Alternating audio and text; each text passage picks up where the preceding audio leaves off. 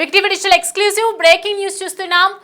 అక్రమ సంబంధం భర్తని మర్డర్ చేయటం, అక్రమ సంబంధం భార్యని మర్డర్ చేయటం, ఇలా కంటిన్యూస్గా వస్తున్న వార్తలలో ఎక్కువగా ఇవే ఉంటున్నాయి. చెప్పడానికి చూడటానికి నిజంగా బాధాకరమైనటువంటి విషయం అని చెప్పాలి. తాజాగా వెలుగులోకి వచ్చినటువంటి న్యూస్ ఏంటంటే, మెదక్లో జరిగినటువంటి సంఘటన తలుచుకుంటే ఒక్కసారిగా గుబులు పుడుతున్నటువంటి పరిస్థితి కనిపిస్తుంది. ఎందుకంటే మౌనిక భర్తని చంపేసినటువంటి దారుణమైన ఘటన మెదక్ జిల్లా తిమ్మాపూర్లో చోటు చేసుకుంది. దారుణమనే చెప్పాలి. వివాహేతర సంబంధానికి అడ్డు వస్తున్నాడు అన్న కారణంతో భర్త స్వామిని మౌనిక చంపేయడం జరిగింది. చెరువులో పడి చనిపోయినట్లు ఒకవైపు నమ్మించే ప్రయత్నం కూడా చేసింది. నా భర్త చెరువులో దూకి చనిపోయాడు, పడిపోయాడు, అనుకోకుండా పడిపోవడం జరిగింది, అలా చనిపోయాడు అని చెప్పి ఒకవైపు నమ్మించే ప్రయత్నం జరిగింది. ఆ తర్వాత ఎందుకో డౌట్ వచ్చి ఒకసారి ఇన్వెస్టిగేట్ చేద్దాము అని తెలుసుకున్న తర్వాత ఇన్వెస్టిగేషన్లో తేలింది ఏంటి అంటే, ఆల్రెడీ మౌనికకు సంపత్ అనే మనిషితో, ఒక వ్యక్తితో అక్రమ సంబంధం ఉంది. ఇల్లీగల్ రిలేషన్స్ ఉన్నాయి కాబట్టి కంటిన్యూస్గా ఒక రోజు ఇతనికి ఆ విషయం తెలిసిన వెంటనే నిలదీయడం జరిగింది. ఇది ఖచ్చితంగా పంచాయతీ పెడతాను నేను, ఇది అందరి ముందు తీసుకువెళ్తాను నేను అని చెప్పి మౌనికని బెదిరించడం జరిగింది. సో వాళ్ళిద్దరి మధ్య కంటిన్యూస్గా గొడవలు జరిగినటువంటి టైంలో భర్త సంపత్నితో కలిసి, అలాగే ఈ మౌనిక అనే వ్యక్తి ఇద్దరూ కలిసి, ఏదైతే అక్రమ సంబంధం పెట్టుకున్నటువంటి ఆ వ్యక్తితో తను కలిసి తన భర్తని స్వామిని చంపేయడం జరిగింది. సో మొత్తానికి 12 ఏళ్లుగా ఇద్దరు కలిసి ఉంటున్నారు. గత కొన్నాళ్ళుగా చిన్న చిన్న జాబ్స్, చిన్న చిన్న వ్యాపారం చేసుకుంటూ బతుకుతున్నటువంటి ఈ ఇద్దరి జంట 12 ఏళ్లుగా కలిసి ఉంది. చక్కగా దంపతులు చక్కగా ఉన్నారు. అండ్ ఇద్దరికి చిన్న పిల్లలు కూడా ఉన్నారు. ఇద్దరు పిల్లలు కూడా ఉండటం జరిగింది. సో దీనికి సంబంధించి ప్రస్తుతం ఏదైతే సంపత్ రిలేషన్లో ఉంది అని తెలిసిన వెంటనే ఇద్దరి మధ్య కంటిన్యూస్గా గొడవలు జరగటం, ఒకవైపు ఎప్పుడూ వాగ్వాదానికి చోటు చేసుకోవటం, ఇద్దరి మధ్య ఏదో ఒక భేదాభిప్రాయాలు రావటం, ఇదంతా గమనించినటువంటి మౌనిక ఖచ్చితంగా నా గురించి పరువు తీసేస్తాడు, నా గురించి బయట పెట్టేస్తాడు, నాది సంపత్తి ఖచ్చితంగా రిలేషన్కి అడ్డుపడతాడు అని చెప్పి ఒక ఆలోచనతో ఒక దురదృష్టమైనటువంటి ఈ భార్య భర్తని చంపడం జరిగింది. సో మొత్తానికి స్వామిని చంపినటువంటి ఘటన మెదక్ జిల్లాలో చోటు చేసుకుంది. ప్రస్తుతం దీనికి సంబంధించి పోలీసులు పూర్తిగా దర్యాప్తు కొనసాగిస్తూ ఉన్నారు. అసలు ఏం జరిగింది ఏంటి అనే సంగతి, ప్రస్తుతం పిల్లల పరిస్థితి ఏంటి, ఇవన్నీ పోలీసు విచారణలో తెలిసిన తర్వాత తెలిసింది. మరి సంపత్, మౌనిక అందుబాటులో ఉన్నారా, వాళ్ళని అదుపులోకి తీసుకున్నారనే విషయాలు కూడా అడిగి తెలుసుకుందాం. ప్రతిదీ దుర్గారెడ్డి మనకి అందుబాటులో ఉన్నారు. దుర్గారెడ్డి భర్తను చంపేసినటువంటి ఘటన ఏ విధంగా జరిగింది, ప్రస్తుతం పిల్లల పరిస్థితి ఏంటి, అసలు వాళ్ళు అదుపులోకి తీసుకున్నారా? డిసెంబర్ 22వ తారీఖు నాడు జరిగింది. ఆ తర్వాత కూడా ఆ ప్రియుడు సాయంతో మద్యం మత్తులో స్వామిని మాత్రము హత్య చేసి ఆ తర్వాత చెరువులో పూడ్చిపెట్టిన సంఘటన వీళ్ళలోకి వచ్చింది. విచారణలో మాత్రం పోలీసులు తమదైన శైలిలో మౌనికను విచారించడంతో తానే ప్రియునితో సాయంతో చంపినట్లుగా వెల్లడించింది. ఈ తర్వాత కూడా ఆయనే ఆత్మహత్య చేసుకున్నాడా లేకుండా అనుమానాస్పదంగా చెరువులో పడి చనిపోయాడు అని చెప్పి ముందు కుటుంబ సభ్యులను, ఆ తర్వాత బంధువులను కూడా అందరినీ నమ్మించే ప్రయత్నం చేసినా కానీ పోలీసులు ఆ విచారణలో మాత్రం వాస్తవాలు బయటపడ్డాయి. ఆ తర్వాత వీళ్ళకి 12 సంవత్సరాల క్రితం పెళ్లి అయింది. ఆ తర్వాత మౌనిక 12 అంటే సంపత్ తనకంటే తక్కువ వయసున్న సంపత్ను కూడా ఆమె లవ్ అఫేర్ నడిపించుకొని చాలా సందర్భాల నుంచి ఈ విషయం భర్తకు తెలియడంతో స్వామి నిలదీసి పంచాయతీ పెడతా అని చెప్పడంతో ఈ యొక్క హత్య చేసినట్లుగా పోలీసుల విచారణలో మాత్రము ఆ మౌనిక వెల్లడించింది. ఆ తర్వాత పిల్లలు కూడా ఇప్పుడు వీరిద్దరిని అరెస్ట్ చేసి పోలీసులు జైలుకు పంపిన తర్వాత ఆ పిల్లలను వాళ్ళ అమ్మ నాన్న దగ్గర ఉంచినట్టు తెలుస్తుంది. పోలీసులు గతంలో కూడా ఏమన్నా పెద్దల మధ్యలో పంచాయతీ కుదిరిందా లేకుంటే స్వామికి ఈ ఘటనతోటే హత్య చేయాల్సి వచ్చిందా అని చెప్పి కూడా అన్ని కోణాల్లో విచారించి వీళ్ళిద్దరిని అరెస్ట్ చేసినట్లయితే మనకు తెలుస్తుంది. సౌమ్య, ప్రస్తుతం వాళ్ళ పిల్లలు ఎక్కడున్నారు, పిల్లల పరిస్థితి ఏంటి, ఇదంతా కూడా ఒకవైపు పంచాయతీకి తీసుకెళ్తాను అని చెప్పి వీళ్ళిద్దరి మధ్య గొడవలు కూడా జరిగాయంట. ఎవరైనా బంధువులకి చెప్పడం కానీ, వాళ్ళ ఇంట్లో వాళ్ళకి, వాళ్ళ పేరెంట్స్కి కానీ చెప్పడం ఏదైనా జరిగిందా? స్వామి మాత్రము మౌనిక మీద ఇట్లా జరిగింది ఈ విషయాన్ని బంధువులకు, కుటుంబ సభ్యులకు, ఆ తర్వాత తన సన్నిహితులకు చెప్పి నిలదీస్తాడు. ఈ విషయం బయటపడ్డ తర్వాత తనకు ఇబ్బంది అవుతుందని చెప్పి ఆలోచనతో ఈ యొక్క హత్య చేసినట్లుగా పోలీసులు, కుటుంబ సభ్యులు భావించారు. ఆ తర్వాత మౌనిక ఒప్పుకోవడం కూడా జరిగింది. దీంతో పాటు అక్కడ చూస్తే వాస్తవం ఏంటి అంటే, గతంలో 1-2 సార్లు కూడా పెద్ద మనుషుల సమక్షంలో పంచాయతీ పెట్టాలని ఒక నిర్ణయానికి వచ్చిన ఆ భార్య ప్రవర్తనలో మార్పు వస్తాయని స్వామి గ్రహించి ఊరుకోవడం జరిగింది. దాంతో పాటు అక్కడ ఇక్కడ నుండి అట్లాంటివి మానుకుంటుందని ఆలోచన చేసిండు స్వామి. కానీ ఆమె ప్రవర్తనలో మార్పు రాలేదు కనుక ఆమె ఖచ్చితంగా ఎలాగైనా ఎన్నడైనా ఒక రోజు పంచాయతీ పెట్టి ఆ తర్వాత పరువు పోతుంది, తర్వాత పిల్లలు కూడా ఇబ్బంది కలుగుతుంది, ఇది స్వామి ద్వారా అని చెప్పి ఆలోచన చేసిందా, లేకుంటే వాస్తవానికి సంపత్తో కలిసి ఉండే విధంగా ఉండే పరిస్థితి లేదనుకొని ఒక నిర్ణయానికి వచ్చినట్లు ఆ తర్వాత కూడా ఆయన ఆ స్వామి మద్యం తాగి వచ్చిన తర్వాత అతన్ని చంపి ఆ తర్వాత ఒక చెరువు కుంటలో పడేసి ఏమి తెలియనట్టుగా నటించి ఆ తర్వాత ఆ కుటుంబ సభ్యులు నమ్మించే ప్రయత్నం చేసింది అనుమానాస్పదం చెందినది.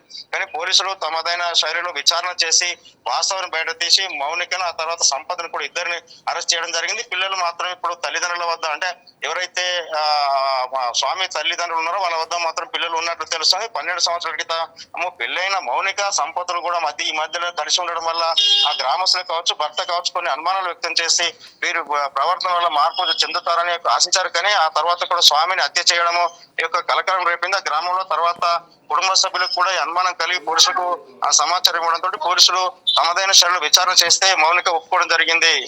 Soumya. Right Durga Reddy, thanks for the updates.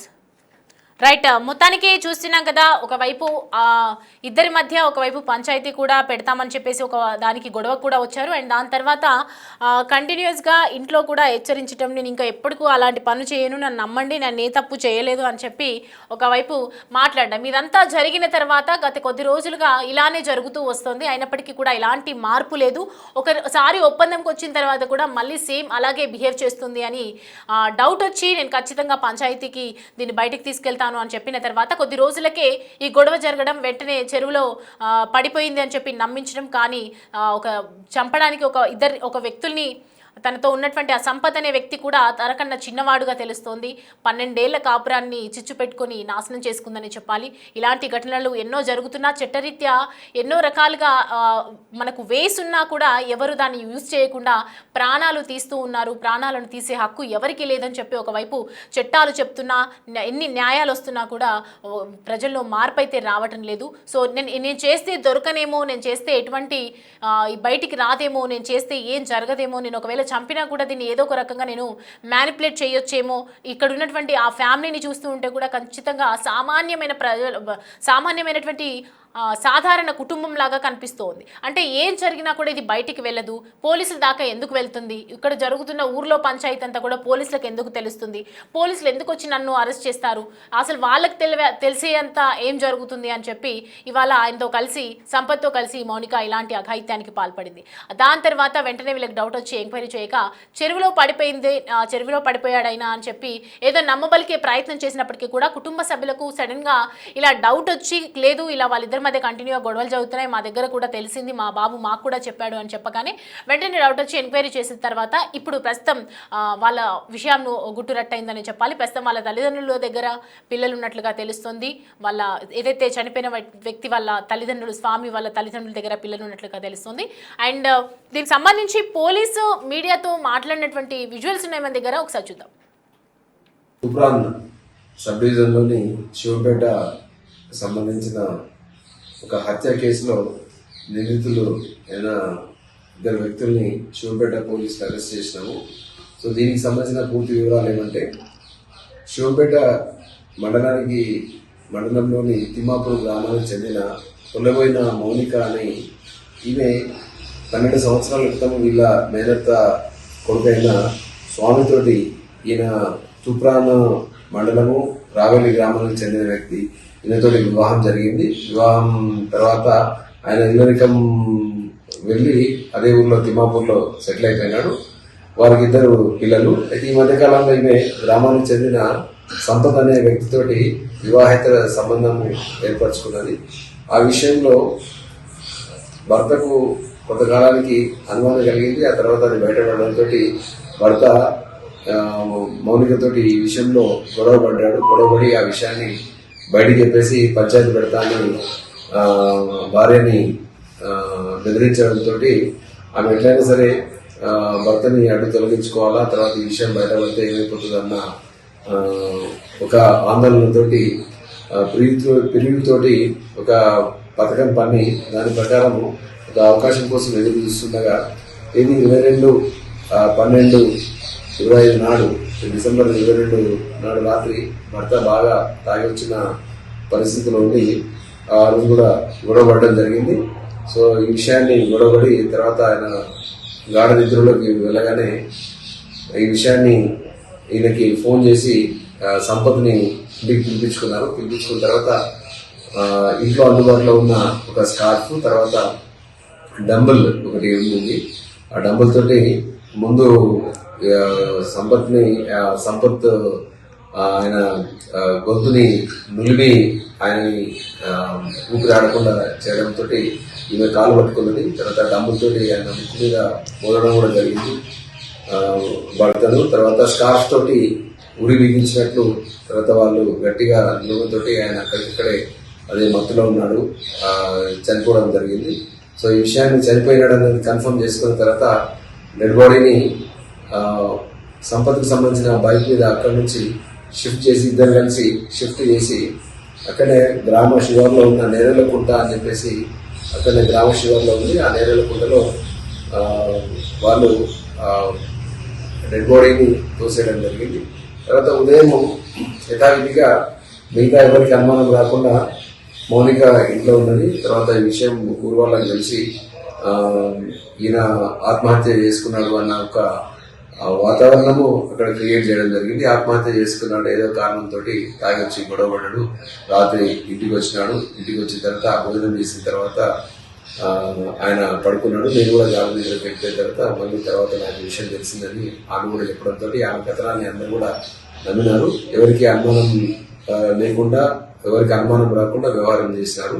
అయితే గత 3-4 రోజుల నుంచి ఆమె వ్యవహార శైలి అనుమానాస్పదంగా ఉండడంతో సో ఈ విషయము పోలీసులకి ముఖ్యంగా ఏంటంటే శివంపేట ఎస్ఐ మధుకర్ రెడ్డి, తర్వాత సిఐ రంగకృష్ణ అండ్ టీము ఏదైతే క్రైమ్ పార్టీ ఉన్నారో దీనికి నోటీస్లోకి రావడము, తర్వాత ఊర్లో కూడా ఈ విషయము ఒక వ్యవహార శైలి, తర్వాత ఇద్దరు వ్యవహార శైలి అనుమానాస్పదంగా ఉండడంతో వారిని కస్టడీలోకి తీసుకొని విచారణ చేస్తే వాళ్ళు పూర్తిగా దీన్ని కన్ఫెస్ చేయడం జరిగింది.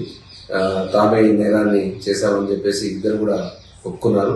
సో భర్తని తమ వివాహిత సంబంధానికి అడ్డుగా వచ్చిన భర్తని అడ్డు కలిగించాలన్న ఉద్దేశంతో ఈ నేరానికి పాల్పడినట్లు ఇద్దరు కూడా దీన్ని కన్ఫెస్ చేయడం జరిగింది. సో వాళ్ళిద్దరిని కూడా ఇవాళ అరెస్ట్ చేసి వాళ్ళను కోర్టుకు రిమాండ్ చేస్తున్నారు.